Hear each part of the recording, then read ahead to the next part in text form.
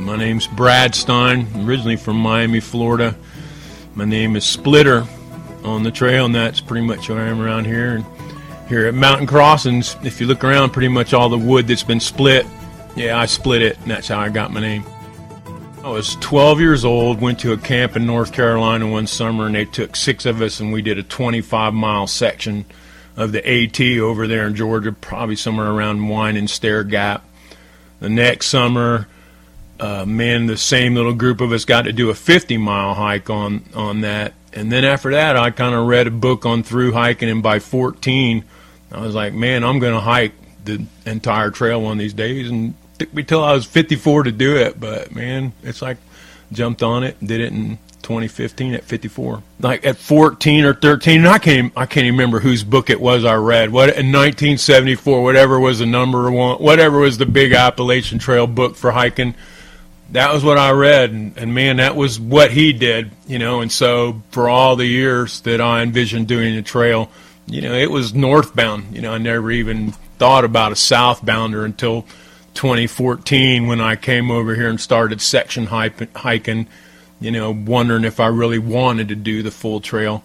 Was it going to happen? And I met southbounders, but still I was like, no, if I do it, if I have the time now, it's northbound. That had been the way it was since I was a kid. At age 50, life just presented me with the time and the opportunity to do it, and so I was able to I had taken time off before and started hiking before I'd done it. So before I hit the trail, man, I'd already done the Benton Mackay and a big yo-yo, and I'd already worked my pack down from 50 pounds, to meeting the people at Mountain Crossings and getting the pack down to, 20 or less pounds. So, I knew what I was doing, knew why I wanted to do it. There was no kind of question, man, am I going to do it? It's just like, okay, here it is. If I had lived and worked in hunting camps way up in the British Columbia and the Yukon, and I had lived in Alaska, and so I had an extreme high comfort level, outdoors.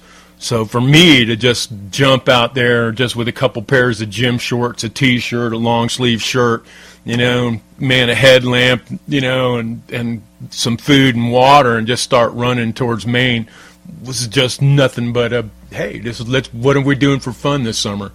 And so never once did I think about quitting. I started late, and so for me it was kind of one of the coolest things was up there in the Virginia Highlands where the ponies are.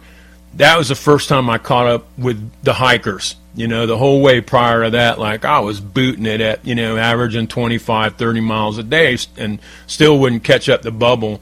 And it wasn't until I got there that all of a sudden I walked into a shelter full of people, that were northbound hikers. And all of a sudden I was like, hey, I caught them, and by the time I rolled into Harper's Ferry, they were just everywhere.